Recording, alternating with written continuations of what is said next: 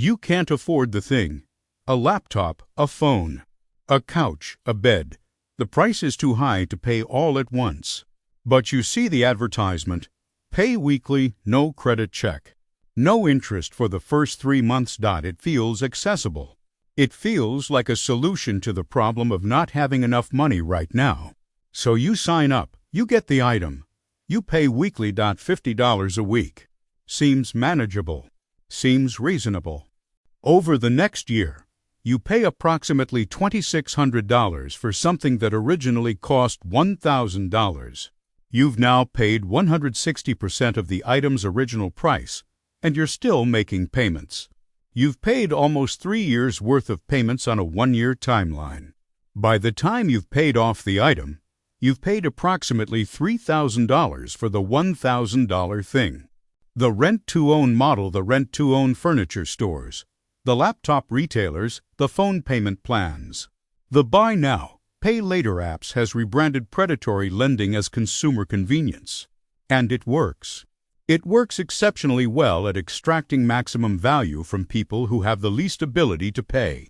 Today, we're going to walk through exactly how this trap works, the specific mechanisms, the psychology behind it, and what actually happens to people caught in it over time. How the math works, the visible and the invisible. Let's trace through what actually happens financially when you rent to own something. You want a laptop. The price is $1,000 cash upfront. You can't afford $1,000 today. You see a rent-to-own option, $60 weekly. $60 seems manageable. That feels like a different category of problem than $1,000. So you sign the contract. You get the laptop. Week 1, you pay $60. Week 2, you pay $60. Week 3, you pay $60. By week 17, you've paid approximately $1,000. At this point, you own the laptop. The transaction is complete under the terms of a normal purchase. But in a rent-to-own model, the transaction is not complete. You're locked into a contract that extends beyond the point where you've paid the item's value. The contract might be for 2 years or 3 years. So you continue paying. Week 18 through 52, you're paying for something you already own. Another $2,200 in payments for an item you've technically already paid for. By the time the contract ends, if you complete it, you've paid approximately $3,100 for a $1,000 item. You've paid an additional $2,100 in pure financing cost. That's a 210% financing premium, not interest rate. That's the actual amount you paid beyond the item's value. Now add the psychology layer. The weekly payment is small enough that it doesn't register as a financial decision. $60 is nothing compared to $1,000. Your brain categorizes it differently. It's manageable. It's affordable. But manageable small payments, repeated weekly, become unmanageable total cost. By the time you realize the total cost, you're trapped. You've already signed the contract. You've already made 50 weeks of payments. Walking away means losing all 50 weeks of payments and having no asset to show for it. So you keep paying. You're locked in. The predatory structure, targeting financial desperation. Rent-to-own stores are located in specific places, not in wealthy suburbs, not in neighborhoods with access to credit. They're in neighborhoods with limited financial options, areas with lower incomes, areas with worse credit access. The stores are physically located where people who are desperate for access to goods congregate. And the marketing targets that desperation explicitly. No credit check, immediate access, affordable weekly payments. For someone living paycheck to paycheck, this is genuinely appealing. They need a phone now because their job requires it. They can't wait to save $1,000.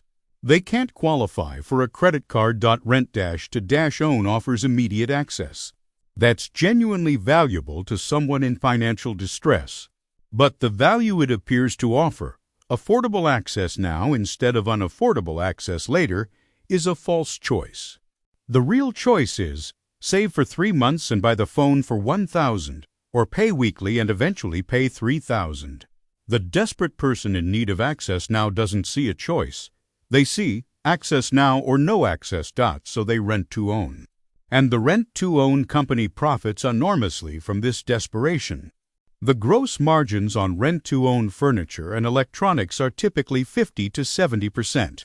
That's not the margin on the item's cost.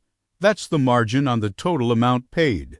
A $1,000 laptop with a $3,000 total cost represents approximately $2,000 of gross profit to the rent-to-own company. They don't make money by selling items. They make money by financing desperation. The psychology. Why weekly feels different than total. This is the crucial psychological component that makes the trap work so effectively. The human brain does not weight periodic small costs the same way it weights lump sum costs. A payment of $60 weekly feels different from a payment of $3,100. One feels manageable. The other feels impossible.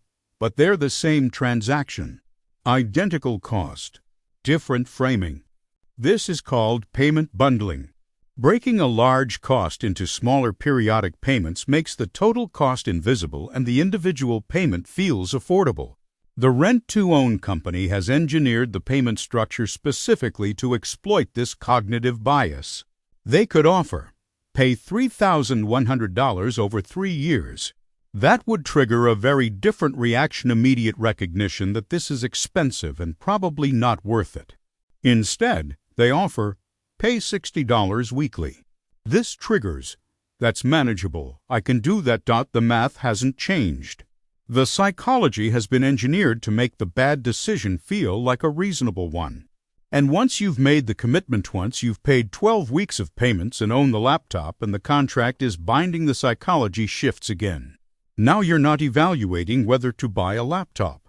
You're evaluating whether to walk away from the money you've already paid.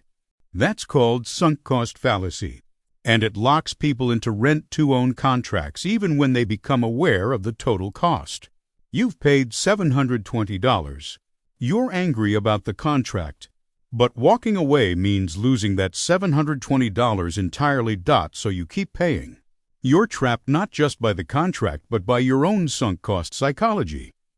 The ecosystem, how this scales. Rent-to-own is not a small niche business.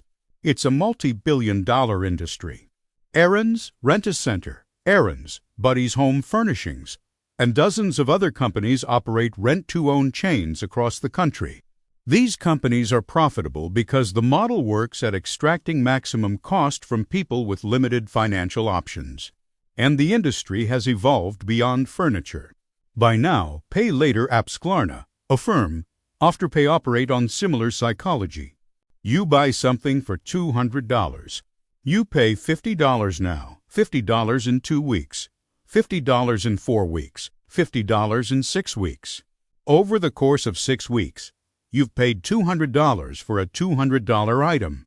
No financing cost theoretically, but it conditions you to the payment structure. Then the app offers you something else, something for $300.